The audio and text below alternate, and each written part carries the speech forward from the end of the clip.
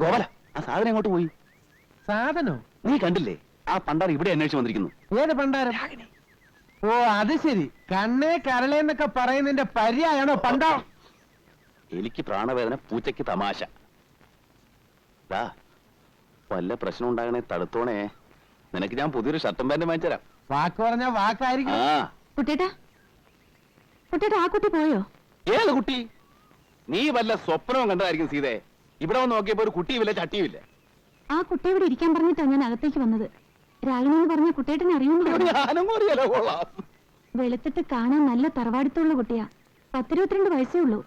നീ അറിയോടാ? വല്ല കള്ളികളുമായിരിക്കും. ഇപ്പൊ പല വേഷത്തിലും പേരിലും നല്ല തറവാടിത്തുള്ള കള്ളികൾ ഇറങ്ങിയിട്ടുണ്ട്.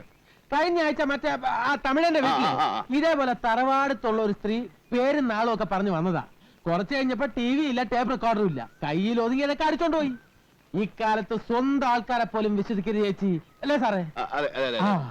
നീ പോയി സാധനങ്ങൾ വല്ലതും പോയിട്ടുണ്ടോ നോക്കില്ലേ? എന്റെ ഈശ്വര, ചതി പറ്റിയോ? നിന്നെ സമ്മതിക്കണം. നിന്റെ വായിൽ എങ്ങനെയാടാ ഇത്രയും പെട്ടെന്ന് ഇത്രയും വലിയ നുണകൾ വരുന്നേ? സത്യം മാത്രം പറഞ്ഞ് ശീലിച്ചിരുന്ന എന്നെ ഈ പരുവത്തിലാക്കിയ മറ്റാരുമല്ല, സാറ് തന്നെയാ. അപ്പൊ എന്റെ പാന്റിന്റെ ഷർട്ടിന്റെ കാര്യം മറക്കരുതേ. പോയി വണ്ടി കേടാ. ആ ടീച്ചറെ സൂക്ഷിച്ചോ, പെണ്ണറിഞ്ഞ മൂർഖം പാമ്പ. എപ്പോഴും ചേച്ചിക്ക് ഈ ഗോപാലൻ ഉണ്ടാവില്ല. അവളിത് 1ാം ക്ലാസ് ഒന്നും അല്ല, ഇതിനു മുമ്പ് പല ക്ലാസ്സുകളിലും പഠിപ്പിച്ചിട്ടുള്ളതാ. നീ പോയി വണ്ടി കേട് ചെല്ല്.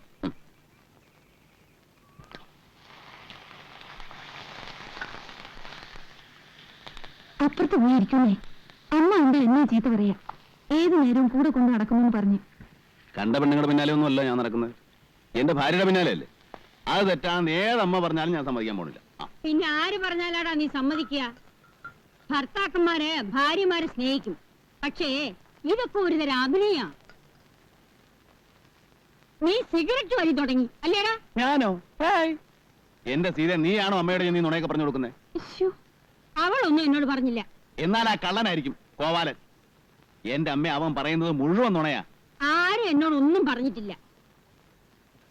ഈ സിഗരറ്റ് നിന്റെ ഉടുപ്പിന്റെ പാക്കറ്റിൽ എങ്ങനെ വന്നു? അതൊരു ശീലമൊന്നും അല്ലമ്മേ, ഒരു രസത്തിന് വല്ലപ്പോഴും. അവിടെ എന്ത് തണുപ്പാണെന്നറിയോ? അയ്യോ, ഒരു ന്യായവും പറയണ്ട. എടാ, നിന്റെ അച്ഛന് ഒരു പൊടിവലി, സിഗരറ്റ് വലി, കള്ളുകൂടി ഇങ്ങനെ ഒരു ദുസ്സഭം ഉണ്ടായിരുന്നില്ല. പറഞ്ഞിട്ടെന്താ കാര്യം? ഈശ്വരൻ ആയുസ് തന്നില്ല. അത് നിന്റെ ഭാഗ്യദോഷം. ആ അച്ഛന്റെ മോന സിഗരറ്റ് വലിക്കുന്നത്. ഇനി എന്തൊക്കെ ദുസ്വഭാവമാടാ നീ പഠിച്ചു വെച്ചിരിക്കുന്നേ? അമ്മേ, ഒരു ദുസ്വഭാവവും ഞാൻ പഠിച്ചിട്ടില്ല. അമ്മയ്ക്ക് സംശയം ആ ഗോപാലിനെ വിളിച്ചു ചോദിച്ചു നോക്ക്. ചോദിക്കണം. വെറുതെ അല്ല നിന്റെ ഡ്രൈവറായിട്ട് ഞാൻ അവനെ തന്നെ അയച്ചത്. നീ അവിടെ എന്ത് ചെയ്താലും ഞാൻ ഇവിടെ അറിയും. വിശ്വസ്തനാവൻ.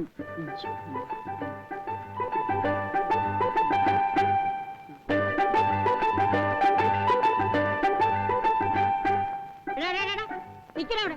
എന്തോന്നാടാ എന്നെ കണ്ടോണ്ട് അവിടെ ഒന്ന് പരുങ്ങുന്നു? ഒന്നുമില്ല, കൊച്ചമ്മയ്ക്ക് ഒരു ശല്യാവണ്ടെന്ന് കരുതി പോയതാ. ആ, എനിക്ക് നിന്നോട് ചില കാര്യങ്ങൾ ചോദിക്കാനുണ്ട്. നീ ഇങ്ങോട്ട് കയറിയിരിക്കെ. അയ്യോ, ഞാനിവിടെ നിന്നോളാം. കൊച്ചമ്മയുടെ മുന്നിൽ ഇരിക്കാനുള്ള കുരുത്തക്കേട് ഗോപാലിനില്ലേ?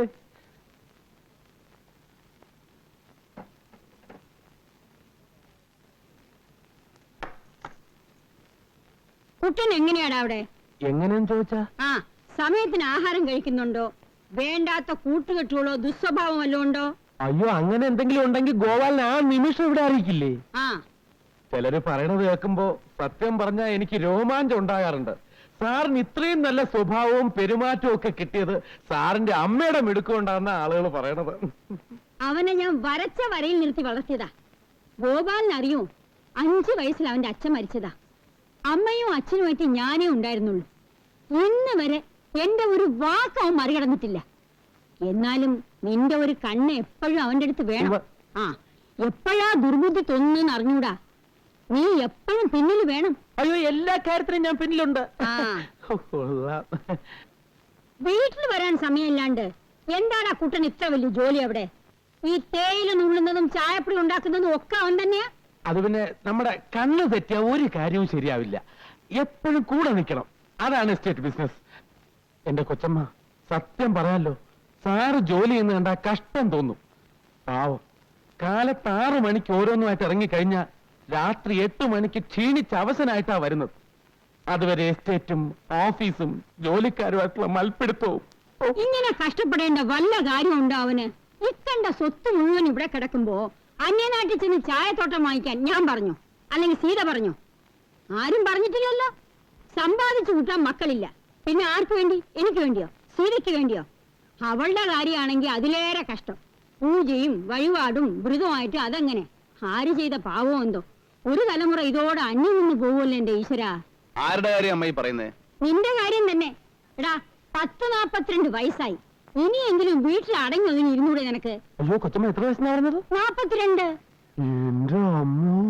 അമ്മ വെറുതെ പറഞ്ഞു എന്റെ വയസ്സനാക്കല്ലേ അമ്മേ. പിന്നെ നിനക്ക് എത്ര വയസ്സായി എന്നാ വിചാരം? 48 ജനുവരി ഉള്ളതാ നീ. 90 ജനുവരിയിൽ 42 വയസ്സായി. നരച്ച മുടിയും മീശയും കറുപ്പിച്ചെന്ന് വെച്ച് നീ കൊച്ചുകുട്ടിയാവൂ? എന്ത് കേട്ടിട്ടാണ് ചിരിക്കുന്നേ? കഴുതേ. ആ അമ്മ എന്തിനാ എന്നെ ഇങ്ങനെ നാണം കിടത്തുന്നേ? നമുക്ക് വേറെ ഒന്നും പറയാനില്ലേ? എടാ കുട്ടാ, എനിക്കോ വയസ്സായി. ഒരു കുഞ്ഞിക്കാല് കണ്ടിട്ട് മരിക്കണമെന്ന് ഒരു ആശ ഉണ്ടായിരുന്നു. ഇനി ആശിച്ചിട്ട് ഫലമില്ല. നീ ഇങ്ങനെ അന്യനാട്ടിൽ പോയി കിടക്കുന്നത് ശരിയല്ല. പോയില്ലെങ്കിൽ അവിടത്തെ കാര്യങ്ങൾ ആര് നോക്കും അമ്മേ? ആ നാശം അങ്ങ് വിറ്റു തൊലയ്ക്കണം. വിറ്റു തൊലയ്ക്കാനോ? ഇത്രയും കാലം ഞാൻ അവിടെ പോയി കിടന്ന് വേർപ്പൊഴി കഷ്ടപ്പെട്ടത് വെറുതെ ആവൂലേ? വെറുതെ ആയിക്കോട്ടെ, സീതയ്ക്കും അത് തന്നെയാ ഇഷ്ടം. ഇനിയുള്ള കാലം നീ നാട്ടിൽ വന്ന് ജീവിക്കേ. എനിക്ക് വയ്യ. ദേ, ഞാൻ പറയുന്ന അങ്ങോട്ട് അനുസരിച്ചാ മതി കേട്ടോ. അമ്മയുടെ അഭിപ്രായം തന്നെയാണോ നിനക്കും? എസ്റ്റേറ്റ് വിൽക്കണോ?